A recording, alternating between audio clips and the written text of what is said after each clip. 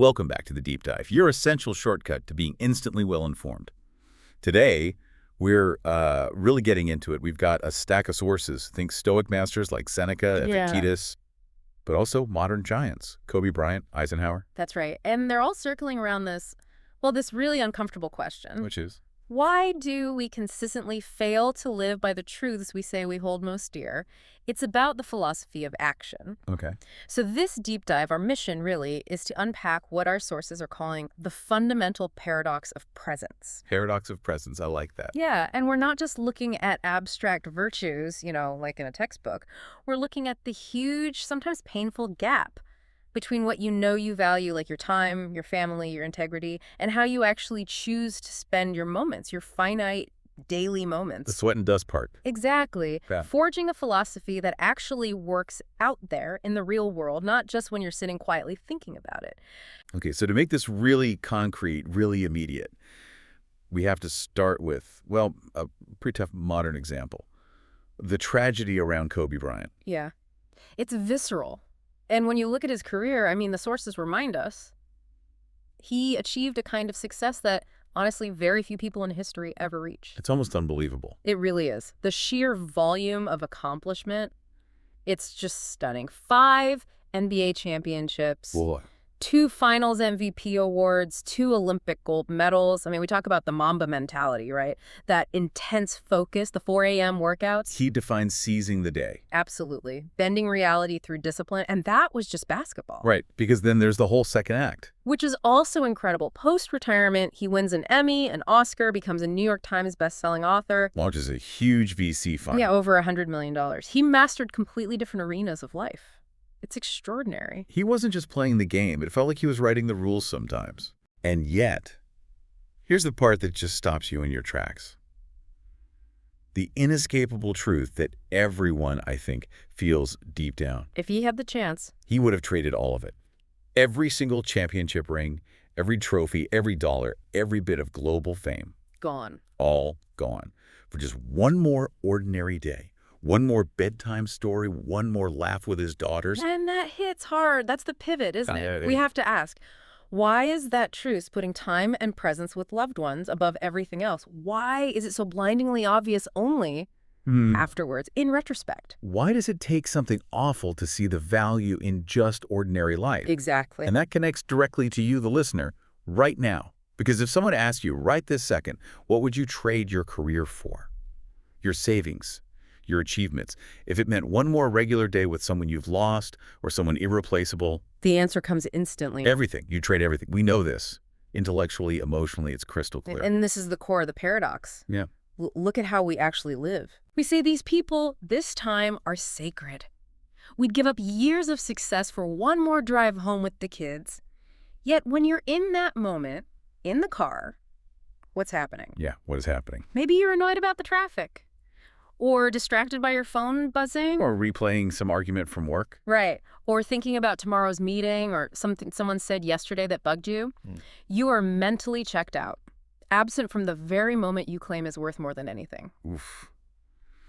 That's rough because it's true. It is. And the sources are basically shouting an urgent message here. Which is? You have, right now, this very second, the exact ordinary, maybe even slightly boring moment. That a global icon, someone who achieved immortality in his field, would have paid his entire legacy, everything he built, just to get back. Wow. Knowing that shouldn't just be an interesting observation, it has to be an engine. It has to change things. It demands gratitude. Yeah. Actual felt gratitude. And presence. Real presence, not just being physically there. It forces a whole redefinition of achievement, doesn't it?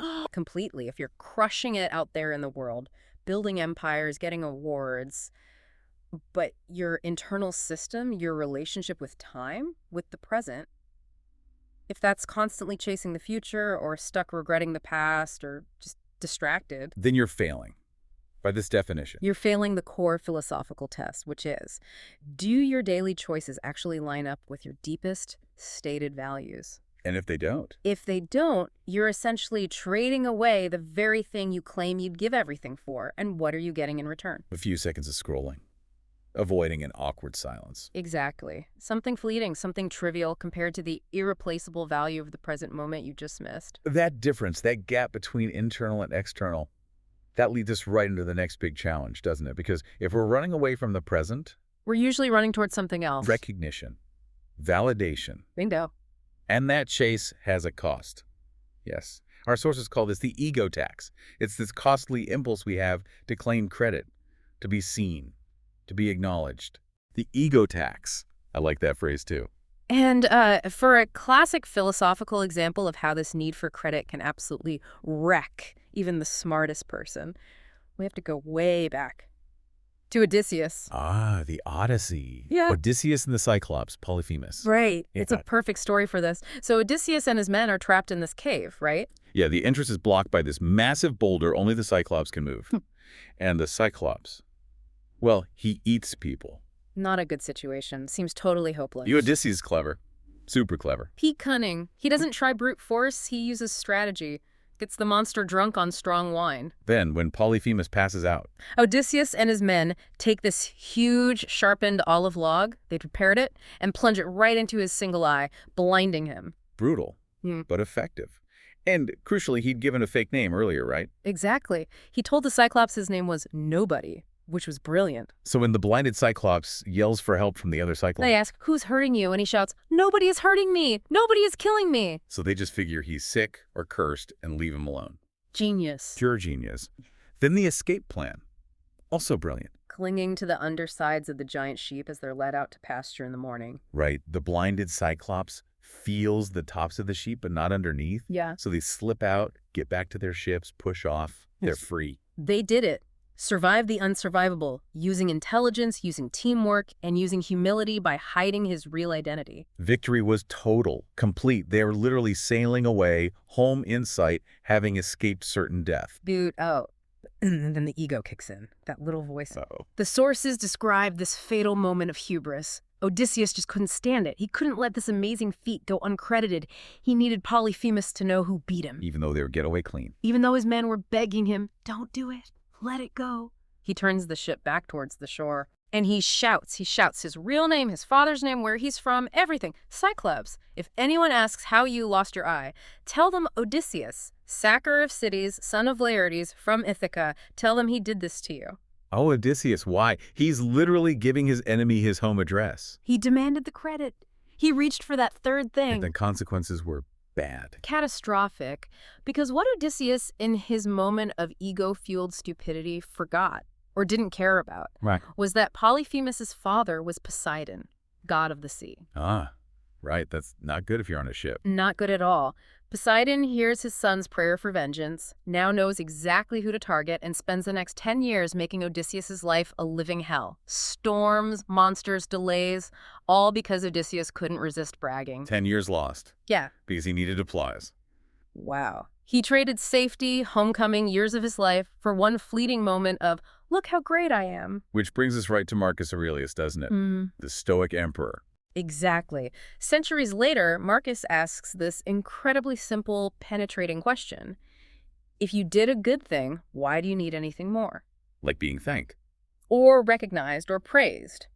Marcus says the act itself, the helping, the good deed, that is the reward. The satisfaction is intrinsic.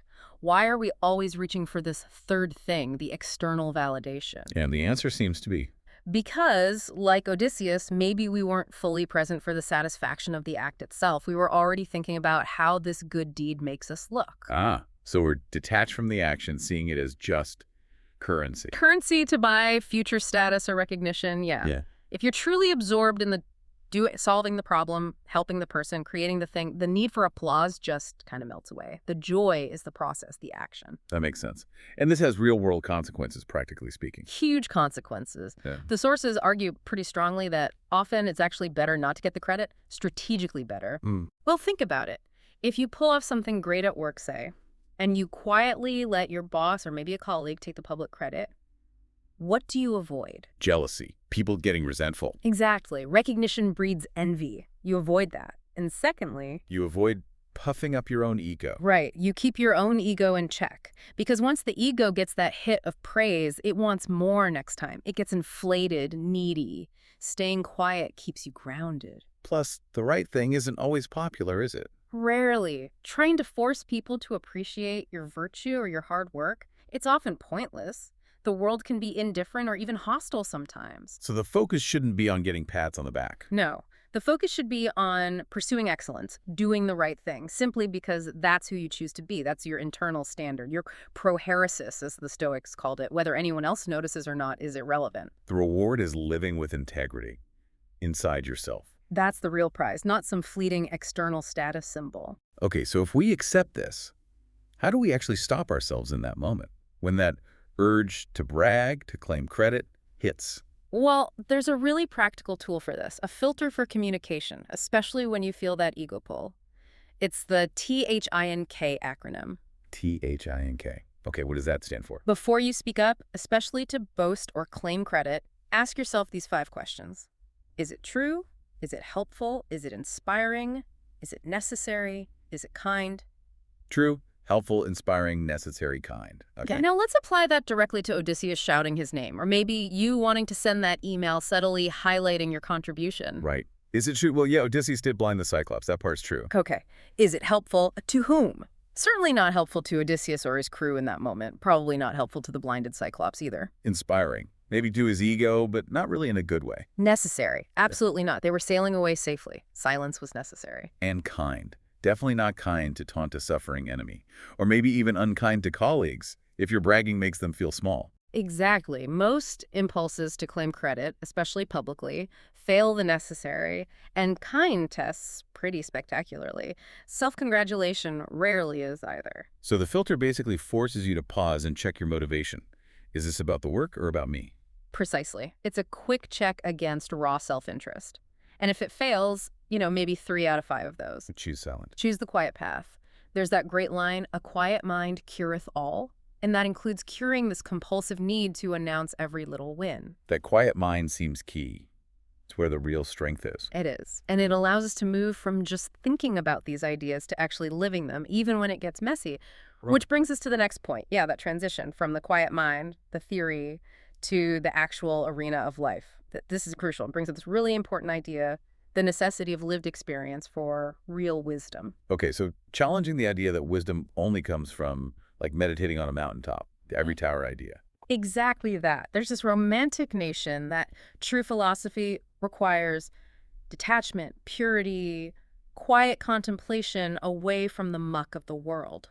But you're saying that's maybe wrong. Well, the life of Seneca throws a huge wrench in that idea. Seneca, probably the Stoic writer we have the most work from today. He wasn't meditating in a garden, was he? Not hardly. He was neck-deep in Roman imperial politics. He was the senior advisor, the tutor to Emperor Nero. Nero, as in fiddle while Rome burns. Yeah. Famously unstable Nero. That's the one. High stakes doesn't even begin to cover it.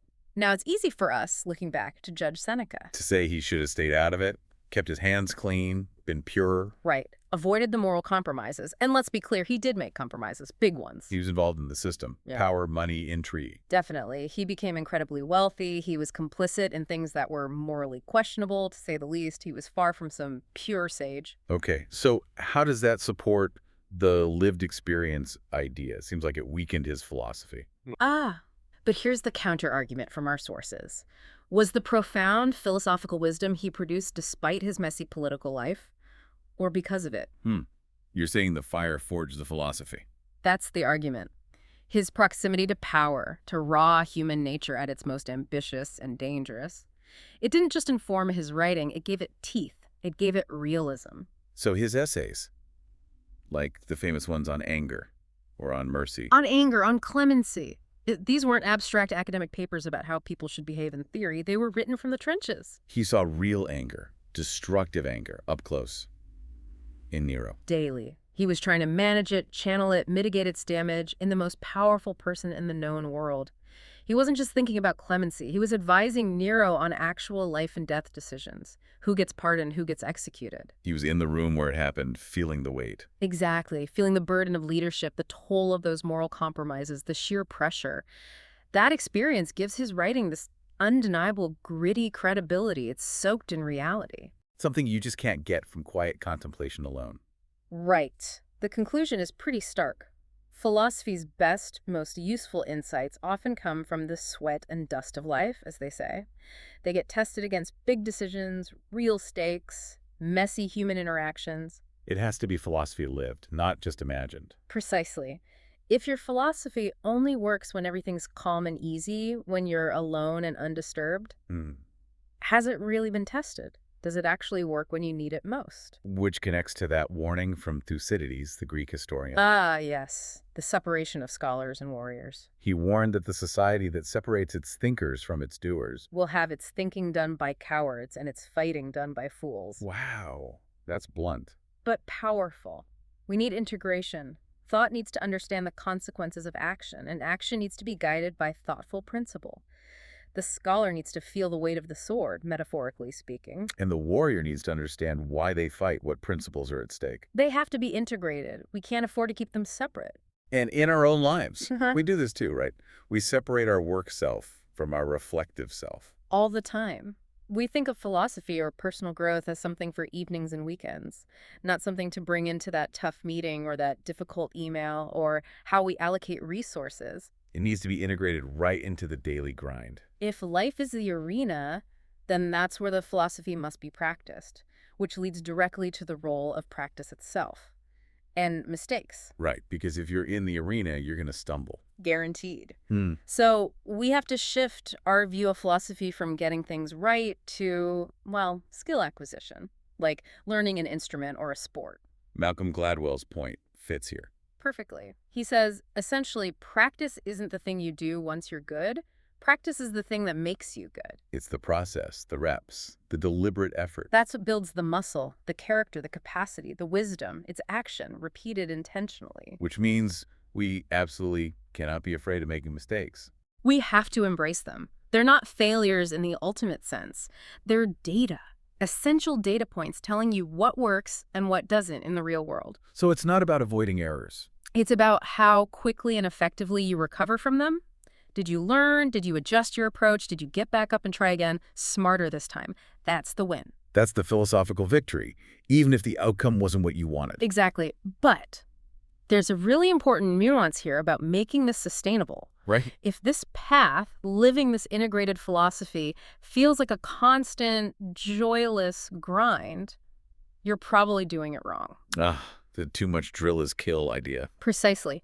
If your whole approach to life, work, parenting, whatever, if it's all just rigid technique, obligation, checking boxes, you suck the life out of it. You kill the intrinsic motivation. You lose the fun, the enjoyment. You lose the game playing aspect, the natural curiosity and engagement.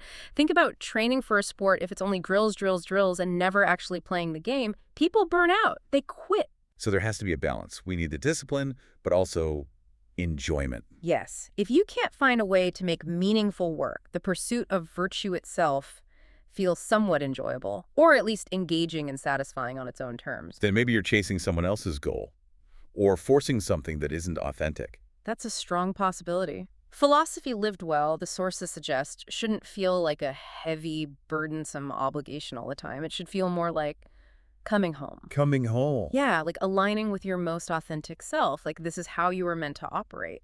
There should be a sense of rightness, of flow, even amidst the challenges, not constant grinding resistance. Find the joy in the struggle, or at least the meaning. Or the fight will eventually just wear you down. You won't sustain it. Which ties into the next crucial element, acceptance.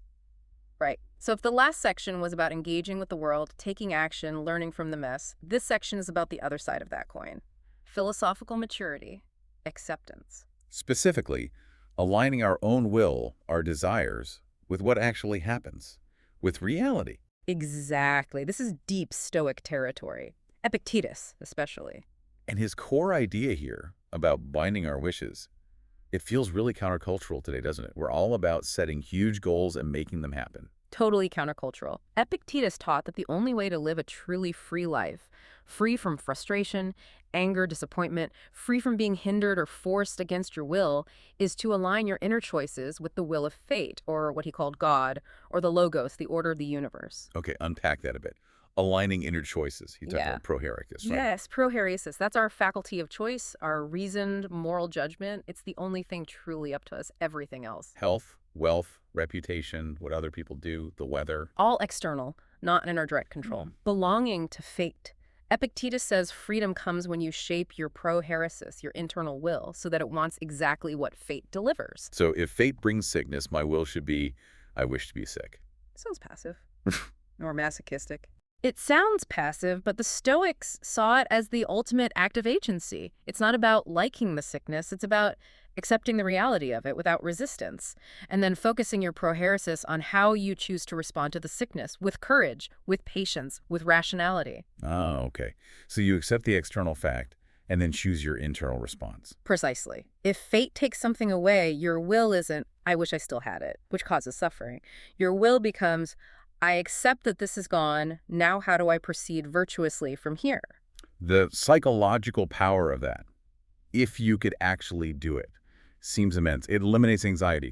Completely. Yeah. Because you've pre-accepted all possible outcomes. You pour absolutely everything you have, all your focus, discipline, and effort into the preparation, the part you can control. Your prohairesis in action. Exactly. And Yeah. then you let go. You release your grip on the specific outcome because you've already decided you can handle whatever happens. Graceful release. And for a real-world example of this at the absolute highest stakes imaginable, Eisenhower, D-Day. There's no better illustration. June 5th, 1944, the night before the Normandy landings. This wasn't just another battle plan. It was maybe the pivotal moment of World War II, the fate of the free world hanging in the balance. And years of planning had gone into this. Logistics, training, intelligence, everything humanly possible done to the nth degree. Incredible complexity. But there was one huge thing they couldn't control. The weather, it was terrible, stormy, chaotic. It threatened to wreck the entire invasion before a single boot hit the sand. Eisenhower had this agonizing decision, go or postpone, potentially losing the element of surprise. The pressure must have been unbearable. Almost unimaginable. And this is where we see Eisenhower's, well, his practical stoicism. He understood the boundary between his control and fate's control. He'd done his part. The planning, the preparation. Everything humanly possible. The sources point to what he communicated that night. He had shifted fully from the realm of control into the realm of acceptance. What did he say? His message to his wife summed it up. Something like, everything we could think of has been done. The troops are fit. Everybody is doing his best. The answer is in the lap of the gods. Wow. In the lap of the gods. That's pure acceptance. Pure acceptance. He'd maxed out his prohairesis, his effort, and judgment. Now, the outcome was external. He handed it over. And he wasn't just saying it, was he? He actually prepared for the worst outcome, the famous second letter. Exactly. That's the proof of his genuine acceptance. The press release announcing success was ready, obviously, but Ike also personally drafted another note, short and stark. To be released if the invasion failed. Yes, taking full, sole responsibility for the failure. The troops did all that bravery and devotion to duty could do. If any blame or fault attaches to the attempt, it is mine alone. He was ready to own failure. He had accepted that possibility fully. He wasn't planning to fail, but he had accepted failure as a potential reality decreed by fate. That's immense strength. It's humility meeting responsibility. The lesson for us, even in our much smaller daily battles, launching a project, having a difficult conversation, raising kids. It's so applicable. We often put in the effort, but then we cling desperately to one specific outcome. We haven't truly accepted the possibility that things might not go our way. And that clinging causes anxiety, stress. It makes us rigid, fearful. Eisenhower shows the path. Maximum effort in preparation, then graceful release of the outcome. Work like hell, then let go. It connects back to Epictetus on facing mortality too, doesn't it? Absolutely. Epictetus reminds us you can't escape death itself. That's external. It belongs to fate. But you can escape the fear of death. The fear is internal. That's the prohairesis again. Right. Our suffering, Epictetus argues, doesn't primarily come from the events themselves, the traffic jam, the difficult boss, the illness, the loss. It comes from our insistence that reality should be different than it is. A resistance to what is. That resistance is the friction that creates the heat of suffering. If we could meet whatever comes good or bad with equanimity, with that internal balance, You'd suffer far less. that's the Stoic promise. Yeah. Be fully present to reality as it is, not lost in the fantasy of how you wish it were. That's the integrated life in action. Okay, so we've talked about presence, ego, lived experience, acceptance. These are big philosophical ideas. Yeah. How do we actually bring them down to earth? Make them practical daily skills? Great question. It really starts by facing that awkward, challenging question people sometimes ask highly successful but maybe stressed out people. The "if you're so smart, why aren't you happy?" question. That's the one. It cuts right through the external stuff, the money, the titles, the achievements, because we all know people who have everything but seem miserable. And people who have very little Yeah. materially but seem genuinely content. Exactly. So achievement clearly isn't the direct path to happiness. The answer, according to our sources, is really empowering. Which is? Happiness isn't a destination you arrive at when external conditions are perfect. Happiness is a skill. A skill, like learning to cook or play guitar. Precisely. Like fitness, like nutrition. It's something you practice, something you cultivate through deliberate choices, day by day. So how do you practice happiness? What's the skill involved? It comes down fundamentally to where you choose to direct your attention. Attention, okay. Think about it. Miserable people, even rich, successful miserable people, tend to focus their attention relentlessly on what they hate. The problems, the injustices, the annoyances, what's missing. Exactly. They ruminate on the negatives. Happy people, often facing the very same external circumstances, make a different attentional choice They focus on.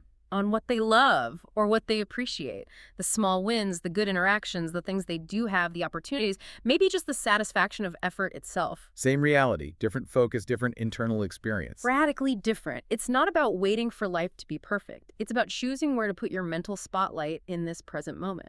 Like the parent in the car again.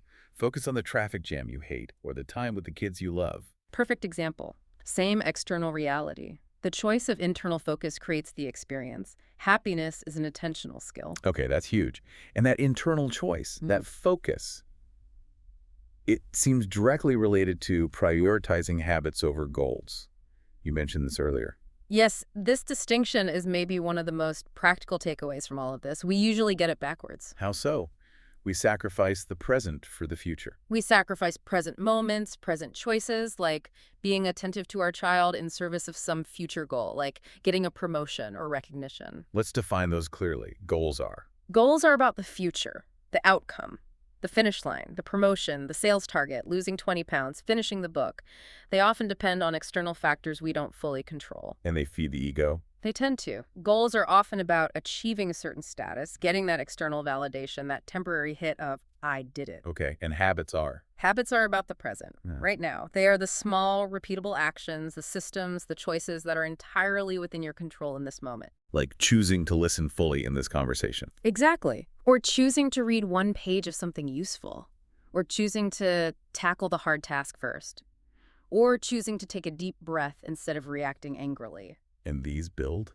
Habits build character, they build integrity, they build momentum through the quiet, daily accumulation of choices aligned with your values. Goals chase outcomes. Habits build identity. So when we're distracted by our phone during bath time or grouchy in the car, We're chasing a phantom future goal, maybe the goal of being informed or productive or right, and we're neglecting the present habit of connection, of patience, of presence. we're sacrificing the building blocks of character for the shimmer of a future outcome. Beautifully put. By focusing on our systems, our habits, rather than just the targets, the goals, we start aligning our daily reality with our deeper philosophy. The focus shifts from who do I want to become someday to who am I choosing to be right now? That's a powerful shift. And this idea of presence and choice also impacts how we lead or manage others. Profoundly. Especially around the idea of trust versus control. Okay, tell me more.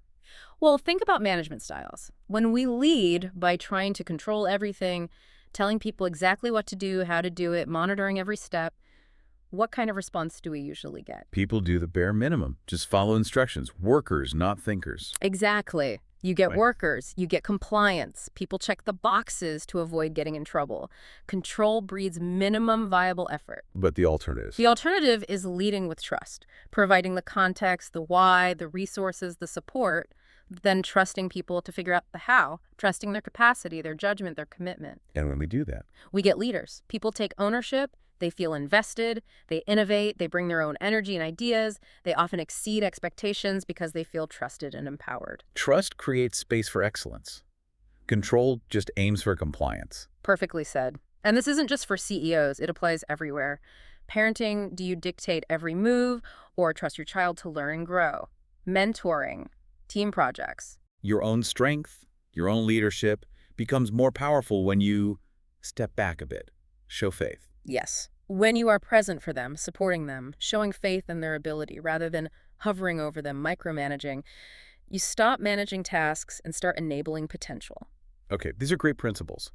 Any simple, maybe memorable tools or filters to help reinforce these habits in our complex lives? Yeah, the sources offer a couple of wonderfully simple, almost folksy wisdom filters that cut through a lot of modern noise. I like simple. What's the first one? It comes from Michael Pollan, the food writer, his famous rule: don't eat anything your great-great-grandmother wouldn't recognize as food. Right. Great advice for avoiding processed junk, but Yeah. how does that apply philosophically? You extend the principle. Apply that filter to your non-material diet, your stress inputs, your pursuits, your worries. Meaning, Don't chase achievements. Don't get sucked into online arguments. Don't stress constantly about things that your great-great-grandfather wouldn't even recognize as a real problem or a meaningful pursuit. wow. Filter out the invented complexity, the manufactured urgency of modern life. Exactly. It helps you separate the genuinely essential human stuff, love, health, work, integrity, community, from all the complex, often meaningless noise generated by the attention economy or status games. Helps you stop chasing phantoms. That's actually really powerful. What's the second filter? You said it was delightful. It is. It comes from a writer named Judith Olney, and it's about dessert. Her advice: always serve too much hot fudge sauce on Sundays. Chuckles. It Okay, I can get behind that. What's the philosophy there? makes people overjoyed, she said, and it puts them in your debt. But the point isn't literal debt. It's a call to live with abundance, generosity. Don't skimp. Don't measure everything out carefully. Right. Don't measure out your presence, your kindness, your attention, your enthusiasm in careful, stingy little portions. Pour it out. Be lavish. Show up fully. Hold nothing back. Exactly. That feeling of abundance, of generosity, of someone really being present and giving their all, that's contagious. It creates goodwill, connection. It's the feeling of philosophy lived well, not calculated minimalism. Hashtag saga, conclusion, and provocative thought.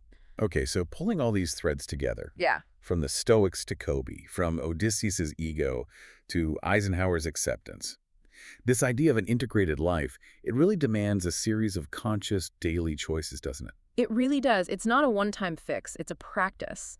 Choosing presence over distraction constantly. Using those filters, like the great-grandmother test or the hot fudge principle, to simplify. Learning from the mistakes, the messiness, seeing it as data, not disaster, forging wisdom in the fire. And crucially, that Eisenhower model, putting in the absolute maximum effort on what you can control. And then gracefully, fully accepting whatever outcome reality delivers, aligning your inner will with the outer world. The core message, the one we started with, it feels even more urgent now. It should, that fundamental truth. We already possess the very thing we claim we'd trade everything for. This moment, this day, the people around us, the chance to choose presence, choose kindness, choose effort. It's all right here. The only real challenge, the only task left, is to actually arrive for it, to be fully present for the life you already have. And if we messed up today, if we were distracted or let ego run the show or resisted reality, is there hope? Always. There's that lovely reminder from Nicholas Sparks. Don't think there are no second chances. Life always offers you a second chance. It's called tomorrow. That's comforting. It is. But we need to grasp the final urgency within that comfort. Which is? Tomorrow only ever arrives as today. It arrives as right now, this moment. The only time you can actually practice presence, make a different choice, apply your philosophy, is now. This is where it happens. Or doesn't. This is where your philosophy is alive or just words on a page. It demands we stop carrying unnecessary weight, stop chasing things that don't matter. Let go of the phantom. Exactly. Yeah. Which leads to the final thought we want to leave you with. If philosophy lived well, if this integrated life we've been exploring shouldn't feel like a constant miserable grind, if instead it should feel more like coming home to yourself, like aligning with that authentic, present, generous person you know you can be, then the question is, what unnecessary burdens, what phantoms, what invented complexities or needs for external approval are you still chasing right now? What is stopping you from arriving home fully present in this moment? That's the gap to explore.